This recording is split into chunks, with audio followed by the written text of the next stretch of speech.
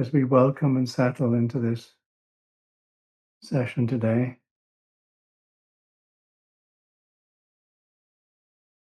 reconnecting with the good wishes that we feel for ourselves, the aspiration to understand, the aspiration to be free from ignorance, free from neediness, and free from being overwhelmed and wanting to push things away. So reconnecting, recollecting, welcoming the experience of life,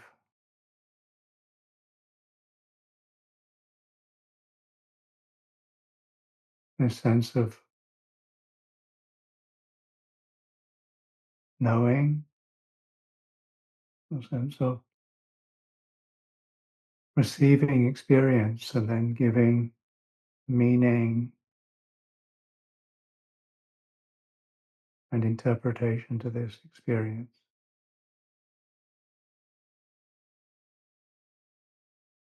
This life of sensitivity.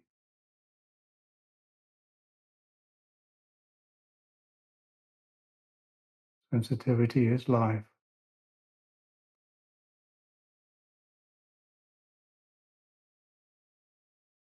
Knowing,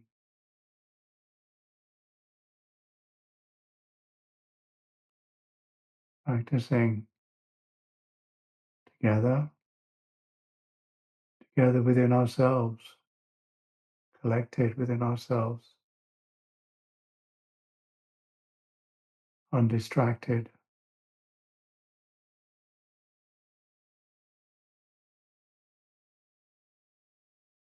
practicing.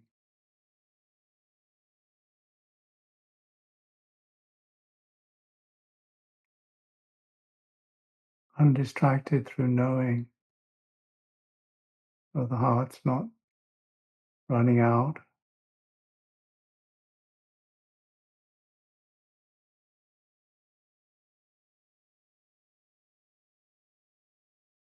heart's inward,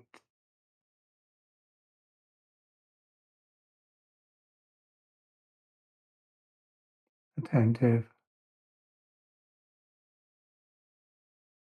welcoming experience.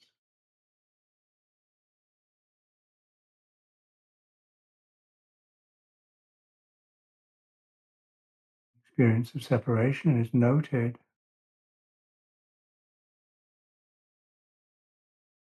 This is the now. This is the here. This is the place. This is the time.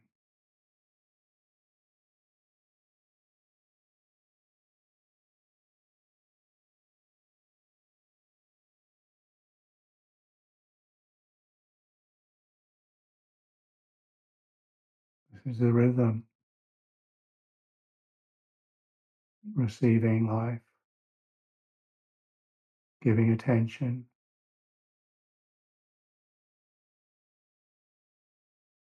and the knowing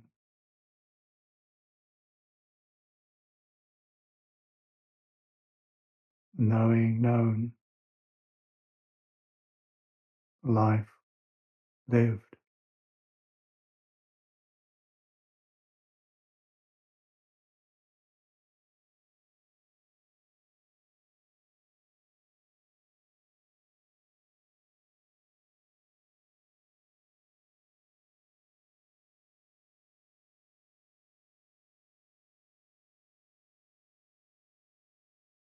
Like this.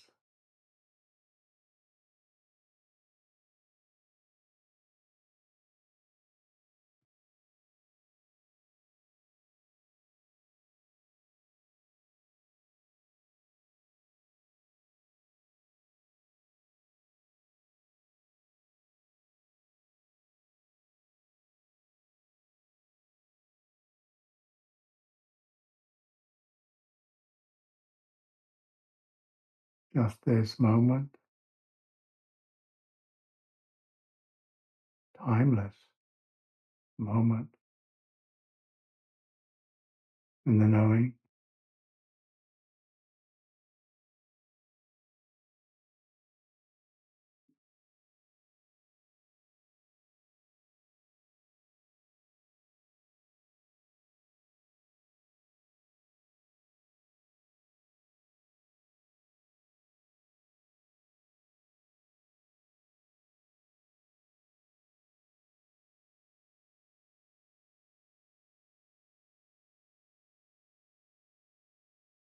silence, space,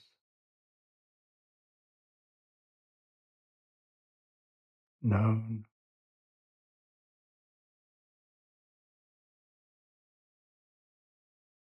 attentive,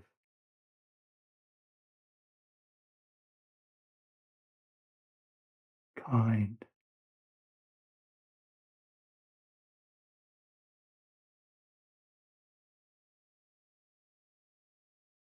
accepting and tolerant.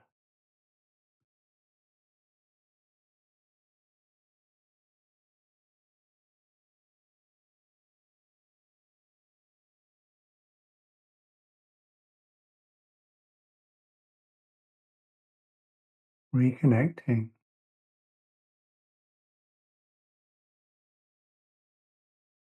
recollecting,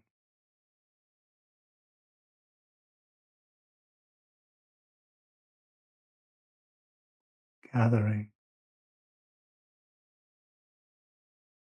welcoming.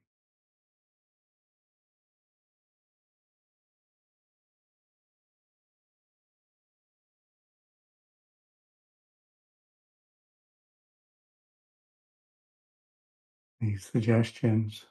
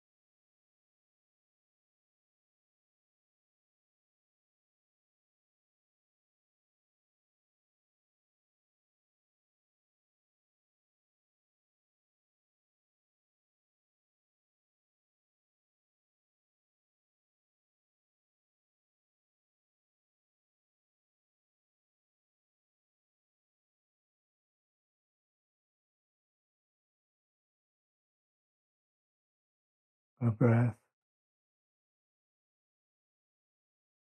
received, released,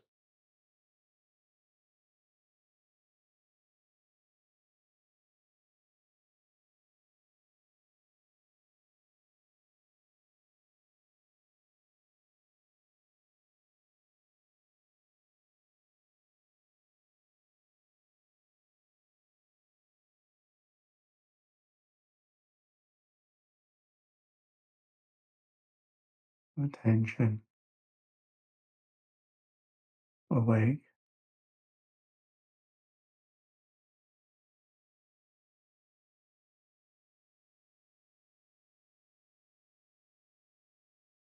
this knowing,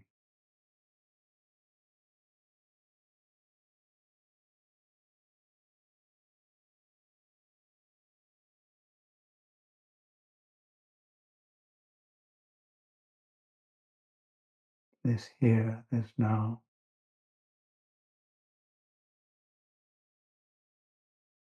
this time, this place.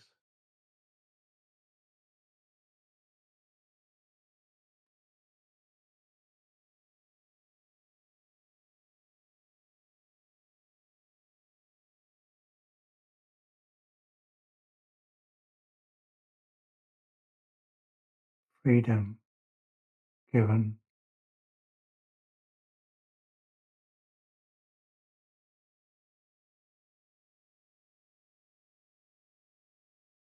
life given,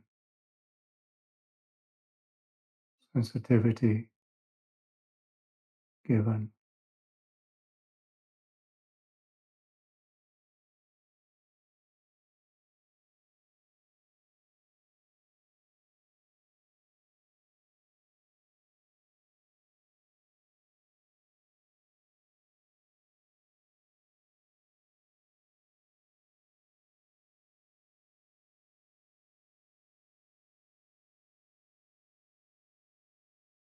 experience received.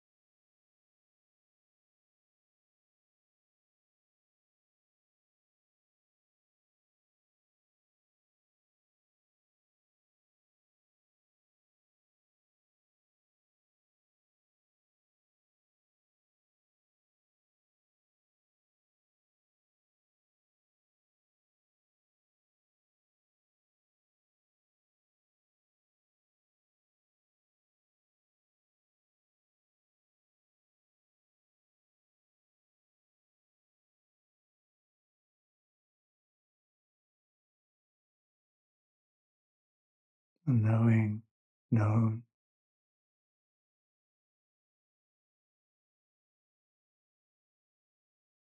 knowing the knowing,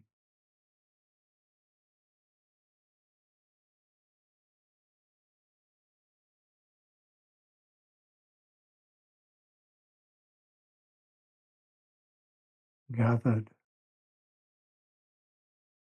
clear attention,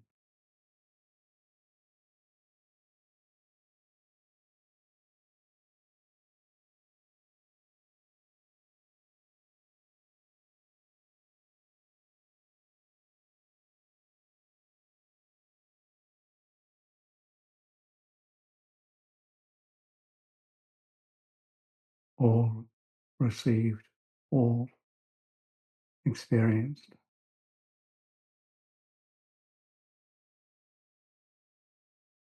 all in this knowing.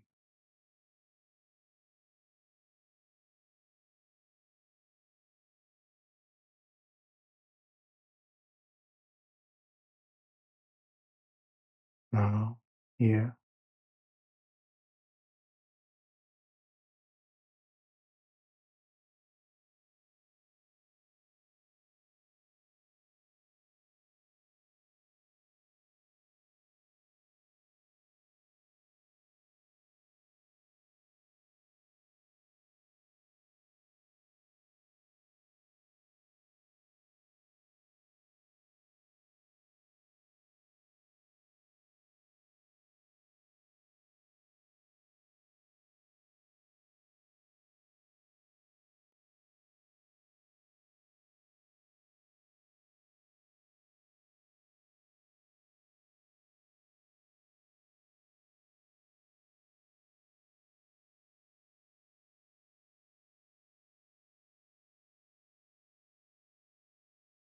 all appreciated,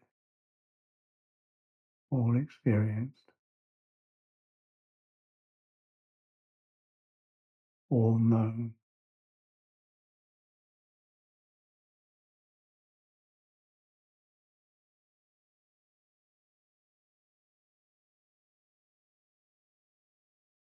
Life.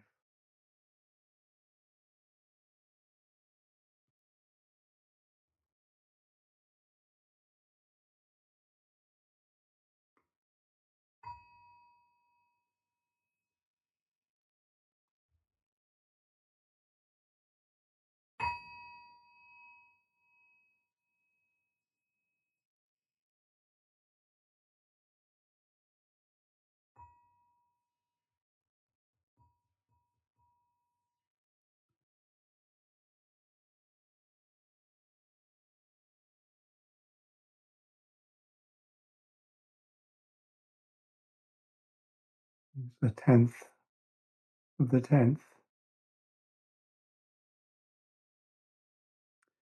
Friday evening is the time, and this is the place. It's the time and space, and in the calendar, this time, this season, the community's been together for 3 months, and at the end, there's this ceremony. It's a special ceremony that happens just once a year for the monastic community. It's called the Pavarana ceremony. Uh, Usually the bhikkhus come together and one of them recites the Padimokkha, the 227 uh, basic rules of the bhikkhu training. These are only the basic ones. There are more. There are four important ones uh, that, but there are 227 basic ones, and then there are more. And then living together as a community, that's a good reminder, a good beat in the year. Like every fortnight, if there are four of us or more, then this is what we do. We remember and reconnect with that ceremony that's been going on for 2,500 years or so. But once a year, we do a different ceremony. It's much, much shorter. It's the ceremony that acknowledges that we live together as a community. And there's an invitation given to all in the community. It's a ceremony, so it's not a workshop. It's not a theatre workshop. It's not an event in itself. It's a ceremony. So we have a ceremony whereby we each say in front of everybody,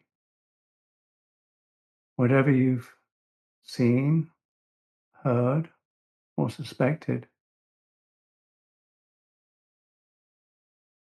please let me know if there's anything that has been untoward or you'd like to comment on.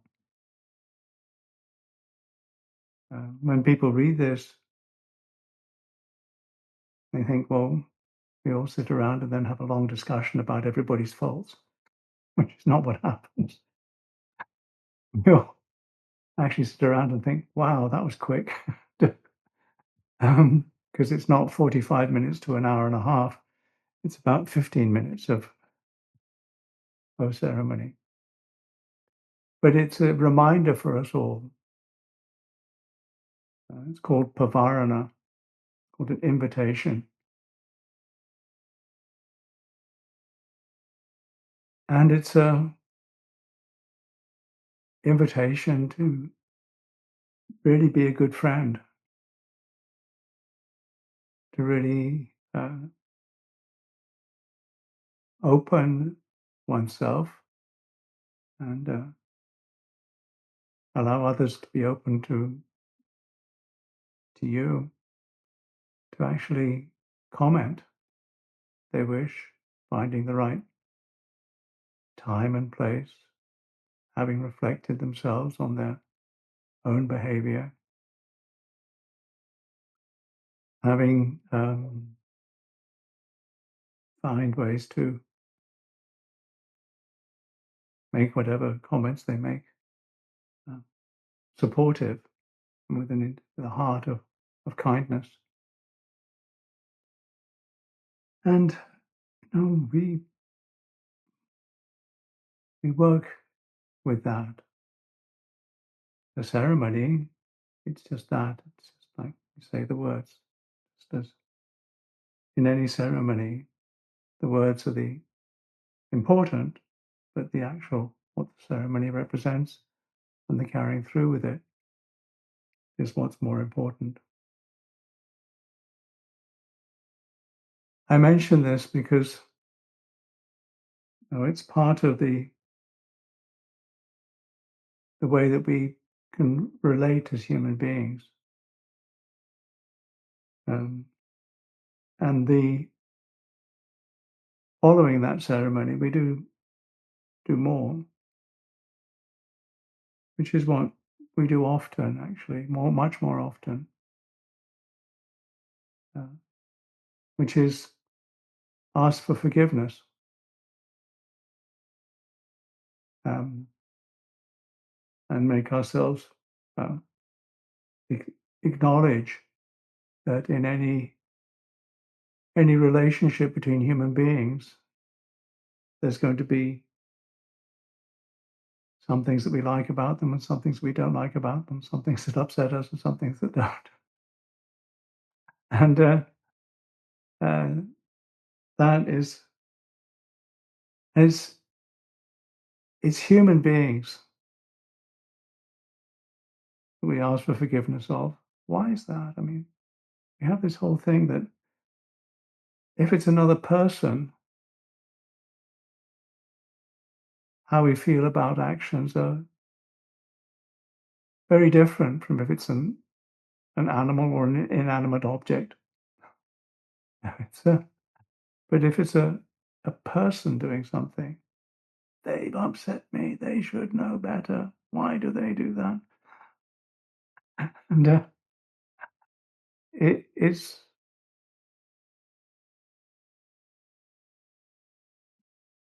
that perception of another human being and the power of that perception is really something to notice because we're the people who would give the weight to that perception. If somebody, it's different if if the Poch's one was that if somebody's shouting at you at the street and you start to get upset with them, but then somebody tells you, "Don't worry about that guy. That he does that to everybody. He's a bit no, he's got some problems." then then you feel, oh well, that's and just notice that, and then the other one is well, somebody you really know, and you think they should know better than that. You know, my mother, my father, my son, my daughter, my. If they do something, whoa, oh, just notice that because where is the hurt coming from?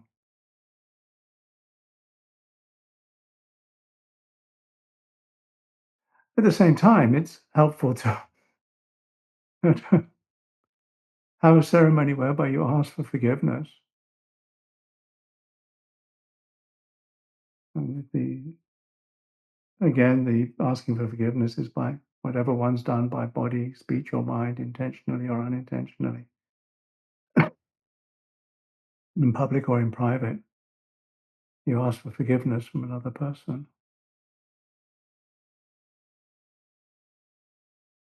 I knew one community, I don't know whether it still exists, years and years ago that I went there, but they used to, whenever they did a job together, two people or three people or four people or a gathering of people, if they were sweeping or if they were cooking or if they were doing any sort of job together, at the end of that job, they would bow to each other and ask for forgiveness. I think it took meant quite a lot of time. And um, we tend to do it just if we're entering or leaving the monastery, or if certain special occasions. And that, the reply is always, has to be,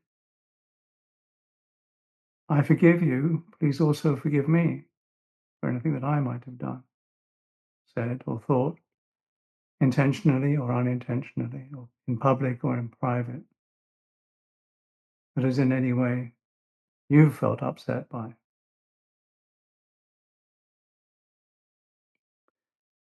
And then the forgiveness is neutral. Forgiveness is neutral. And it's a gesture, and when one does forgive, of course, the person who really benefits, as you've probably read many times, in forgiving somebody, uh, the person who really benefits is you yourself, of course, because you put down the burden of carrying it. Just as if you hear that if somebody's shouting at you and you hear they're just not right, they're sick, um, and you stop being angry that they're shouting at you because you realize it's got nothing to do with you. It's just the way that they are. You stop carrying that resentment that that person's shouting at you, or that person, you know, this is some way getting at you. So the person who benefits most from forgiveness is, of course, yourself. And because it means that you don't have to carry the burden anymore. Many people who have forgiven people, and you read about it quite a lot, have said that. And when you recognize that, you notice that when you feel that somebody's behavior is upsetting you, annoying you, really, really, why are they doing that? Blah, blah, blah, blah, blah. Why can't they learn better? Why can't my pupils, my disciples, they should be much better. They should really understand. They should stop being so stupid. And then at the end of the day, you think, oh, my disciples. As if there's a sense of forgiveness, and of course, you know, it stops being a burden that you carry through from one day to the next. You put it down, and you benefit. Right? So if you feel that you're carrying around irritations and problems from conversations, and particularly with humans, usually you don't get so annoyed with animals. If an animal's really scared you, then you'll remember it. If or you get stung by something, stung by a scorpion or bitten by a centipede, you'd remember it that day and the next day, and maybe for months later. But you wouldn't really blame the thing, would you? You wouldn't blame the animal for doing what it does.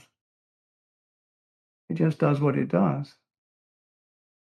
And all those people that annoy you, or you get annoyed with, they come to annoy you, especially. They got it for you.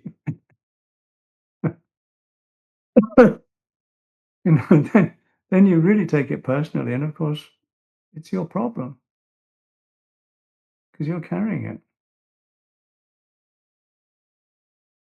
know, what- And if you want to know, you know, ask ask just forgive the others,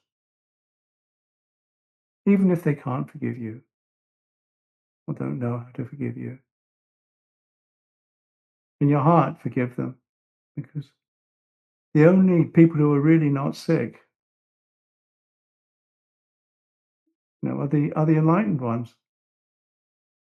The rest of us are all pretty mentally deranged a lot of the time, or behaved in a not completely sane way, driven by things. So, and of course, of course, forgive yourself, and don't whisper that too much. Just shout it at yourself sometimes. Because again, just stop. You don't need to carry that burden.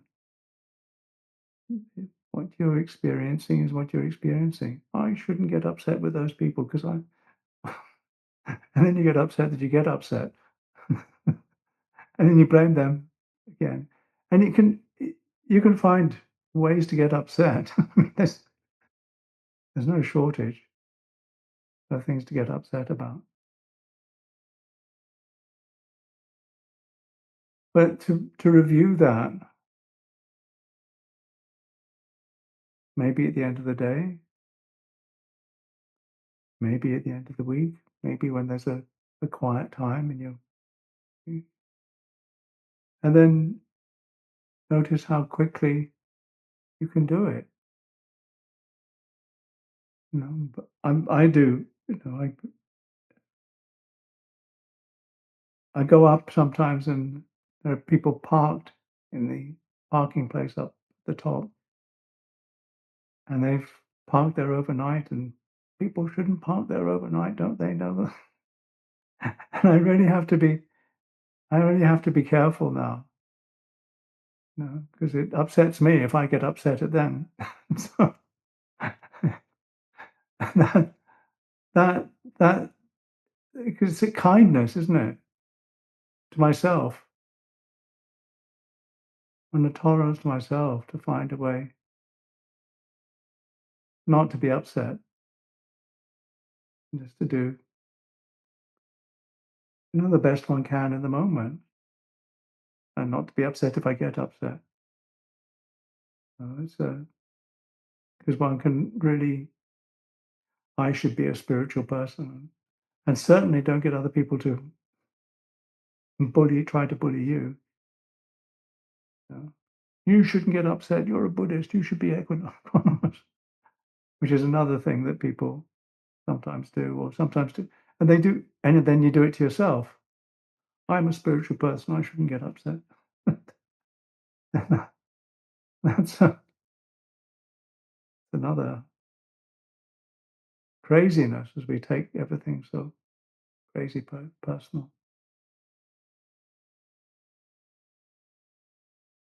And then a way that we relate to people, um, liking this person, disliking that person, getting all worked up about this and get worked up about that.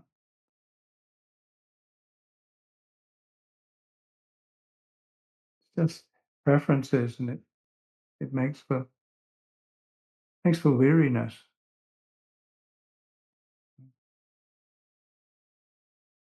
Somebody recently, um, reminded me that, I said, well, so there was a sense of what should I do? Get off samsara. get, get out of samsara. Now that's what, if you want to know what to do, do that. It's and that's judging. A lot of judging is about, well, self-righteous judging. Discerning is okay. Discerning, this is skillful, this is unskillful. And it's not just blind acceptance of everything, but assessing situation and then trusting that if this practice of samadhi, the practice of the confidence that in the doing of good and skillful things, that in itself will bring goodness and is goodness. You know, the doing of good is good. The results will be good. Trusting in that causality and trusting in that immediate experience and don't be afraid to pat yourself on the back if you do catch yourself not being caught in the same old, same old habits. No, say, really notice it and then think, that's okay, that's good. And then don't make the mistake of thinking, I'll never fall into that again, because that's, do notice when you don't, and notice how good you feel, so that it that's just a simple reinforcement. But and I'm I'm happy to be part of a community that does have this ceremony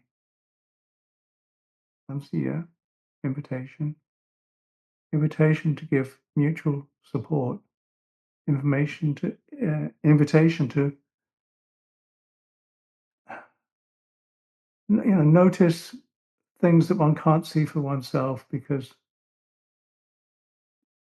we don't necessarily know how our behavior, how our speech um, appears to others and the effect that it has. And if we can um, have the friendship to be supportive of each other and to feel that we're in a place where that can happen, then that's a great benefit. And you know, for those of you that are not part of this particular community, to know that there are beings that do try to live like this is helpful, and in your own way with the people that you do know, to find agreements and find ways of supporting each other and supporting yourself. And if you think, oh, nobody loves me, I don't have anybody, I'm far away from it all. There are beings, and beings do wish you well. Beings have wished you well. And from the time of the Lord Buddha, beings have wished you well. Because all beings born and to be born uh, is a may all beings be well and happy is a phrase that beings have been repeating for 2,500 years, and you've said it yourselves. If you've recited the Karaniya Metta Sutta, you've said it, and that includes you. Um, so that's a helpful thing to just rest in sometimes, to give yourself a sense of support, can be. And then notice you can smile. And when you smile at the situation you find yourself in, however painful it may be,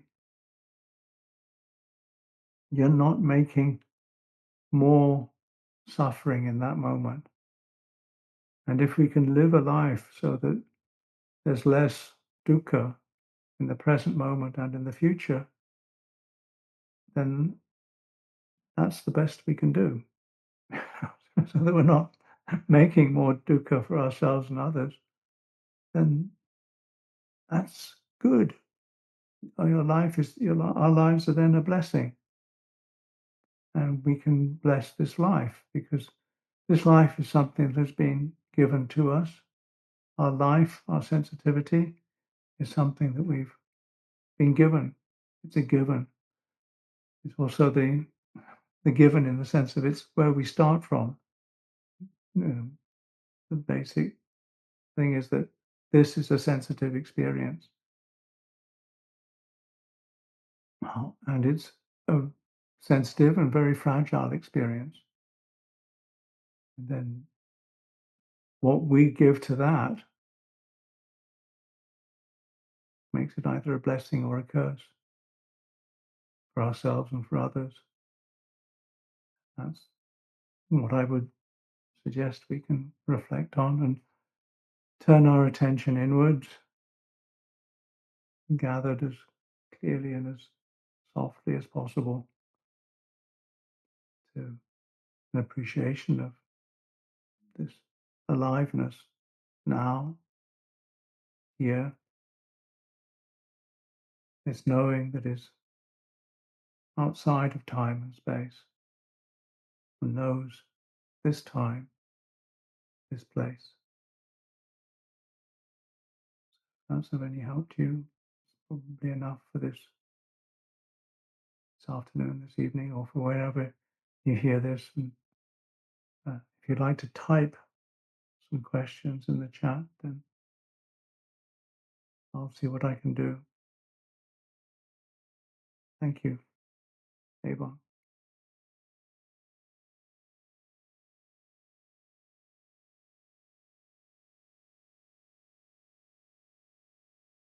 Hello, Mindfulness, Terra Buddhism, Theravada Sati, Madrid.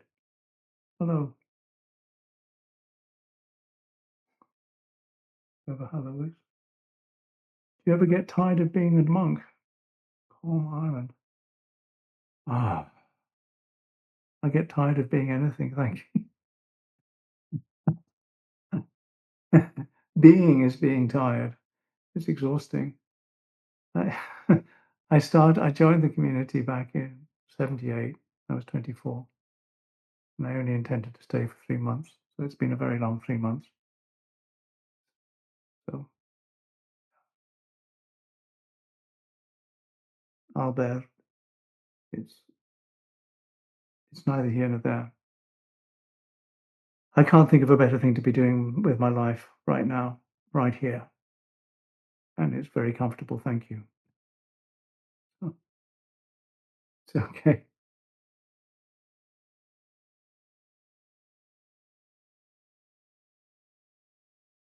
Any other questions?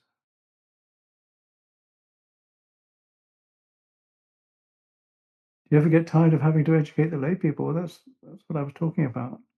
You know, get tired of your disciples. It's not wrong to be tired of your pupils or your disciples. How they are. It's the way it is. Maybe I should. Is jhana important to get enlightened? Tomash.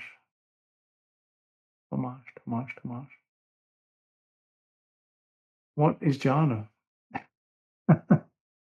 There's a lovely book you can try and find out. Have you seen the book, What You Might Not Know About Jhana and Samadhi, Tomash? Um, Google will find it for you. It's by Kumara Bhikkhu. If you hang around for a bit, Suzui might actually send you a link. So, how to judge who is a good friend who can be trusted and give honest feedback about one's behavior, because a lot of people like finding faults in others. So who can we trust? Yeah, yeah. You do need to be careful, because asking forgiveness from somebody, only really ask for forgiveness from somebody you know is going to ask for forgiveness from you, and directly after you ask for forgiveness from them. Otherwise, it's probably not worth it. And forgiveness is something you do in your own heart, and it's different from reconciliation. And how to find a good friend.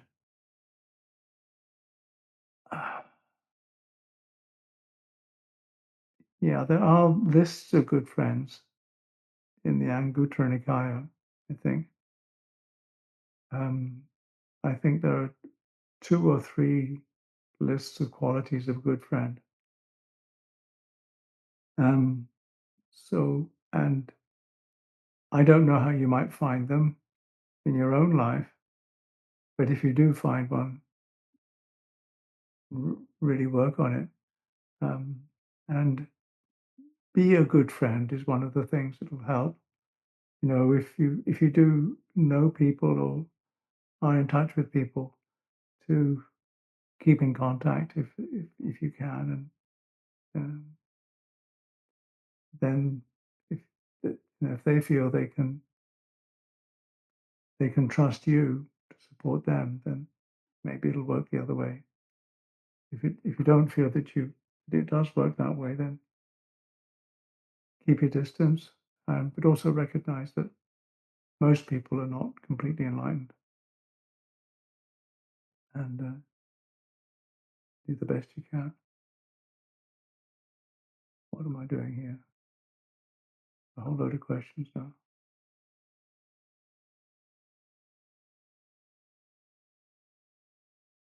Okay, Philippe, when we forgive somebody or forgive ourselves,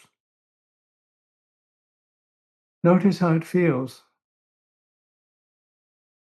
Um, and I've read too many um, reports of people who've forgiven people who've really done horrible things to them or their family, and they have and who have forgiven the perpetrators, and the effect that they've said that it's had on them is so relieving, because carrying a lot of resentment around is not pleasant.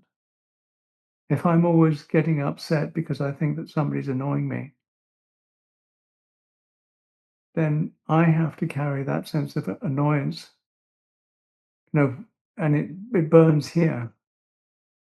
Whereas if I can forgive it, then I don't have to carry that burning. I don't have to carry that burden. Albert, are you wearing robes? Oh, okay. The link to what you might not know about jhana samadhi is in the chat, Tomasz. It's worth looking at. There's another book as well, which is by Karen somebody. It's called Jhana in the Early Buddhist Scriptures. Um, it's quite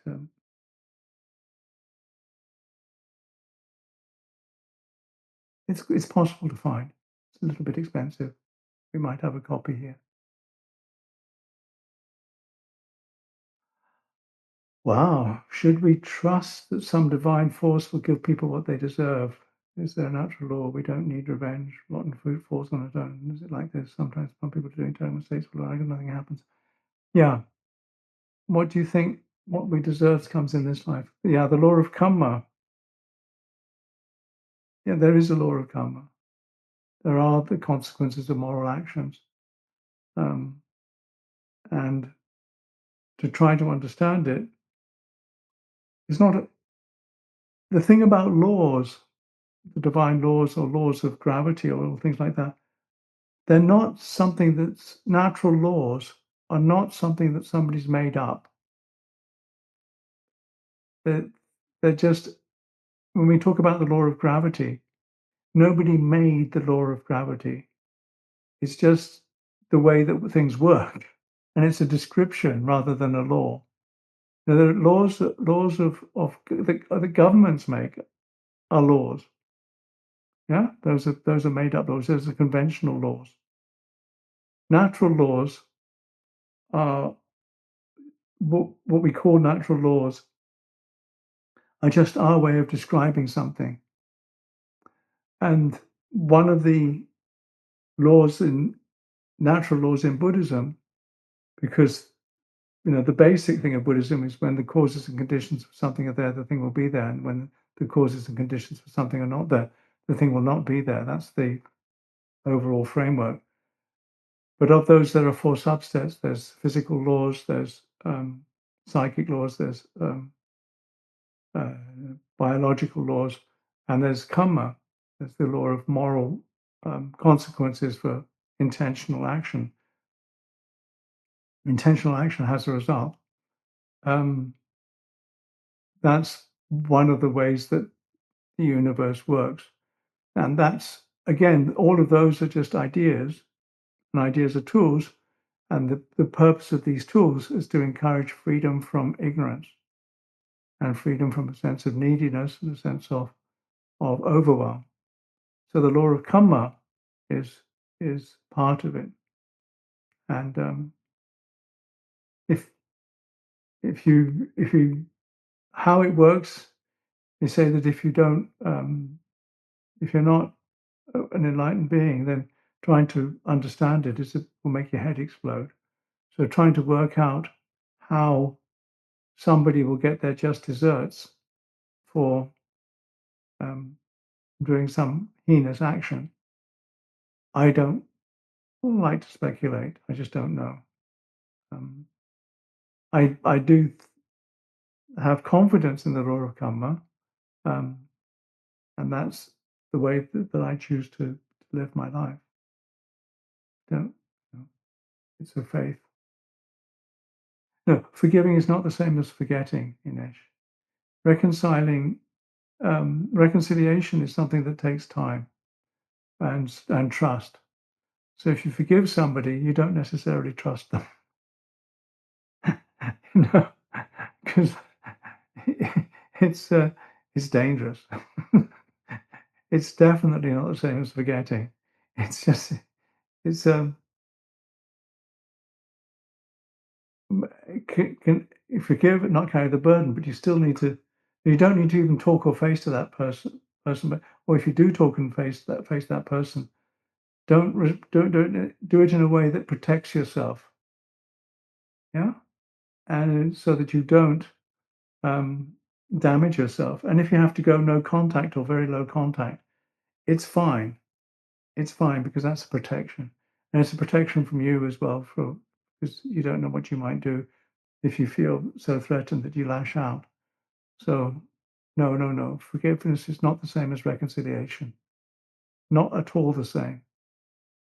Um, reconciliation really requires a rebuilding of trust and a rebuilding of uh, confidence and closeness that may happen or may not happen. Okay, so probably enough